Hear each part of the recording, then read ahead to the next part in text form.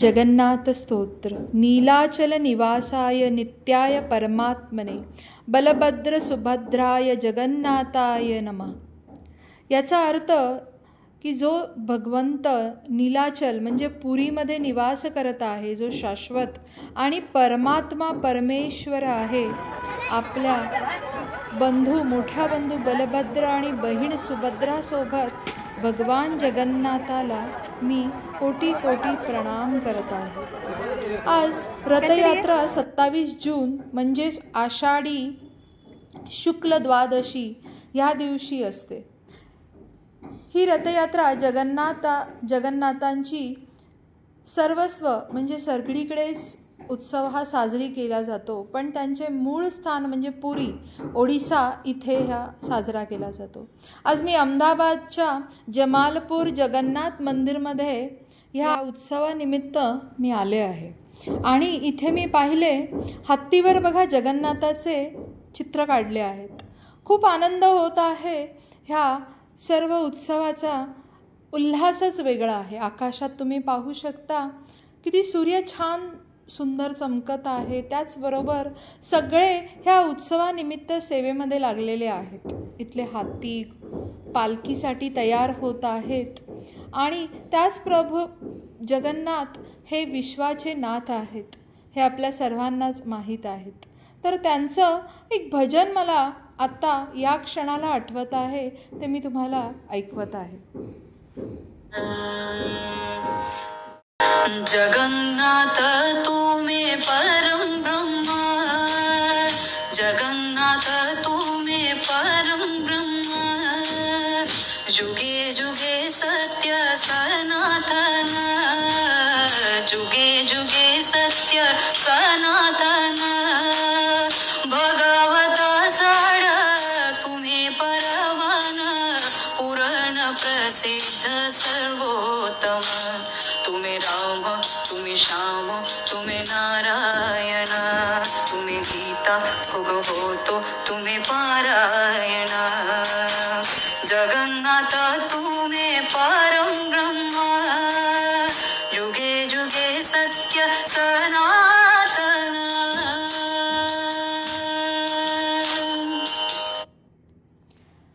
हे भजन गात असताना मला खूप आनंद होत आहे. त्याचबरोबर आता तुम्ही पाहू शकता इथे सगळे हाती जे आहेत ते मंदिराकडे निघालेले आहेत. पालखीच्या सोहळ्यामध्ये हे सर्व हाती पालखीच्या पुढे चालत असतात. आषाढ महिन्यामध्ये संबंध भारतभरामध्ये उत्सव सोहळा साजरा केला जातो. वैष्णव भक्त आपल्या भगवंत जगन्नाथाची आराध्य देवता पुरीमध्येच नव्हे तर सर्व भारतामध्ये जगन्नाथ यात्रा ही प्रसिद्ध आहे. सगळे वैष्णव भक्त त्याचबरोबर पंढरपुरात वारी केली जाते. त्या वारीमध्येही सगळे संत भक्त मंडळी वारीचा आनंद घेत असतात. नामदेव महाराज दर दिवशी विठ्ठलाला मंदिरात जाऊन जेवण देत असे. जेवण देत असताना ते विठ्ठलाला नेहमी म्हणत असे की तू कधीतरी माझ्या घरी ये, माझी आई रोज तुझी वाट बघत असते. कधीतरी देवा तू माझ्या घरी येऊन जेवून तिला आनंदी आणि खुश कर. तर देव म्हणतो, देवा रे नामदेवा, ते एवढं सोपं नाही आहे. मला तिथे तुझ्या घरी यायचं झालं तर मग इथे कोण उभे राहणार? इथे कोणीतरी असायला पाहिजे की नाही? माझे सगळे भक्त इथे येतात, भेटतात, माझ्यासाठी ते दूर दूरून प्रवास करतात. बरं मग एक काम कर, आज रात्री मध्यरात्री मी तुला माझ्यासारखं अगदी विठ्ठलासारखं तयार करतो. तू माझ्यासारखा इथे उभा राहा, पण माझी एक अट आहे. तू अजिबात काहीच बोलू नको. शांतपणे जे भक्त जसे तुला प्रसाद म्हणजे जे काही देतील ते तू स्वीकार करून शांत उभा राहा, काही बोलू नकोस. मी तुझ्या घरी जाऊन जेवतो आणि मग येतो. त्याचप्रमाणे मध्यरात्री नामदेवाला परमेश्वराने पंढरपुरामध्ये उभं केलं. विठोबासारखं त्यांना तशी वेशभूषा करून उभं केलं आणि स्वतः ते त्यांच्या नामदेवांच्या घरी, संत नामदेवांच्या घरी गेले आणि जेवले. जेवून झाल्यानंतर त्यांची आई म्हणू लागली, नामदेव काही दिसत नाही आहे कुठेही, तुम्ही पाहिलं का देवा? ते अजून आलेच नाही, कुठेही दिसत नाही आहे, कुठे गेला नामदेव? तर विठ्ठल म्हणाले, चल माझ्याबरोबर. ते त्यांच्या आईला घेऊन पंढरपुरात विठ्ठलाच्या मंदिरात घेऊन आले. तिथे त्यांनी पाहिलं, नामदेवाकडे पाहून विठ्ठलाला खूप हसूही आले आणि खूप आनंदही झाला की नामदेव किती गोजीरवाणी छान खूप सुंदर दिसत आहे. पण नामदेवाला मात्र खूपच प्रश्न पडला की देवाने त्यांना नमस्कार करायला लागला, म्हणून त्यांचे डोळे भरून आले होते. तिथे त्यांच्या आईने त्यांना पाहिलं की त्यांना विठ्ठलासारखा पोशाख करून ते विठ्ठलबाई झालेले आहेत. तर असे आपले भगवंत, वैष्णव भगवंत, जगन्नाथ असो, तुमचे पंढरीनाथ असो, श्रीनाथजी असो, अगदी कोणी असो, भगवंत हा खूप प्रेमळ आहे. भक्ताशी त्याचं एकनिष्ठ प्रेम आहे. जे तुम्ही पाहू शकता या यात्रेमध्ये सर्व स्त्रिया, गुजरातमध्ये गरबा हा प्रसिद्ध त्यांचा नृत्य आहे. त्याचबरोबर इथे जगन्नाथ यात्रेमध्ये तुम्ही बघत असाल विविध प्रकारचे नृत्य केले जात आहेत आणि खूप गर्दी, खूप व्यवस्था खूप सुंदर आहे. मंदिर सजवलेलं आहे. वेगवेगळ्या स्वरूपाचे आणि कार्यदर्शी लोक इथे कार्यरत आहेत. हे बघत असताना मला खूप आनंद होत आहे. तुम्ही पाहत असाल इथे रथ हा इकडे उभे आहेत. हे रथ खूप सुंदर फुलांनी सजावट केली आहे. मंदिर परिसर अतिशय सुंदर पद्धतीने स्वच्छ आणि छान, सर्व भाविकांना या यात्रेचा आनंद घेता येईल म्हणून दीपज्वलन करून या यात्रेला एक वेगळंच वैभव प्राप्त झालेला आहे. संत जनाबाई असो, संत नामदेव असो, संत विठ्ठलनाथ गोसाई असो किंवा गोरा कुंभार सखूबाई, सगळे संत कोणीही म्हणा, हे परमेश्वरासाठी त्याच्या हृदयात एवढंच प्रेम आहे जेवढं त्या भक्ताला त्या परमेश्वराप्रती आहे. प्रत्येक यात्रेमध्ये, प्रत्येक देवाच्या कार्यामध्ये आपल्याला जो आनंद होतो तो आनंद परमेश्वरच आपल्याला देत असतो. इथे तुम्ही पाहू शकता खूप गर्दी आहे, पण त्यातूनही दर्शनासाठी खूप लोकांची गर्दी असूनसुद्धाही मला इथे सहजच आतमध्ये जाण्यास मिळालेले आहे. मंदिराचा गाभारा खूप छान सजवलेला आहे. मी आता भगवंताच्या दर्शनाकरता पुढे आले आहे. भगवंत इथे सर्वप्रथम तुम्ही पाहू शकता भगवान दत्तात्रेय यांचं मंदिर आहे. त्याचबरोबर इथे आता जगन्नाथाचे मंदिर, त्यामध्ये बलराम, सुभद्रा आणि जगन्नाथजी यांचे डोळे बांधले आहेत. असं म्हटलं जातं की भगवंताला डोळे आलेले आहेत. ते त्यांच्या मावशीकडे गेले होते.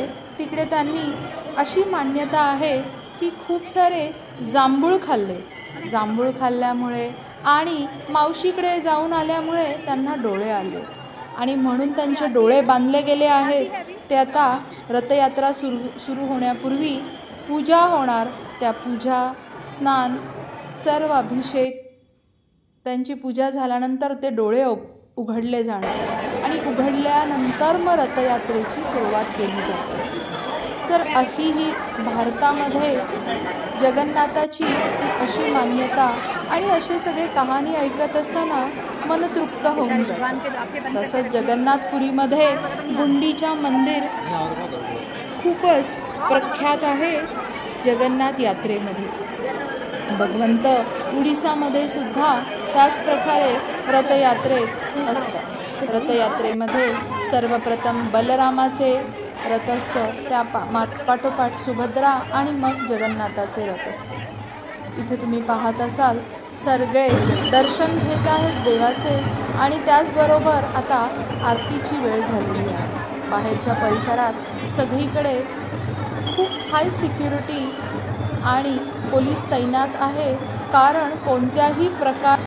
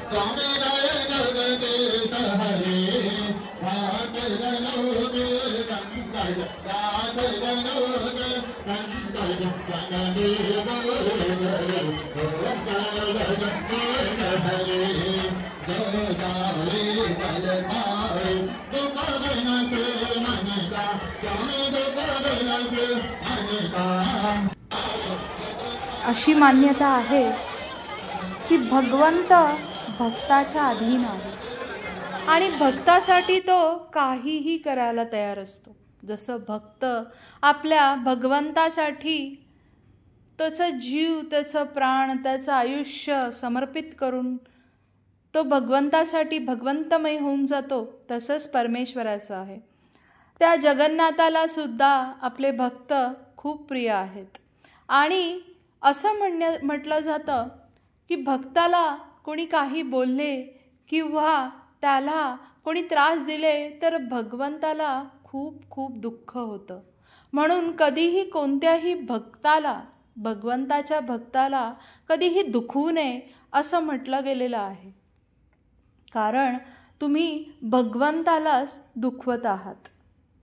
जो आवडतो सर्वाला, जो आवडतो सर्वाला, तोची आवडे देवाला, तोची आवडे देवाला.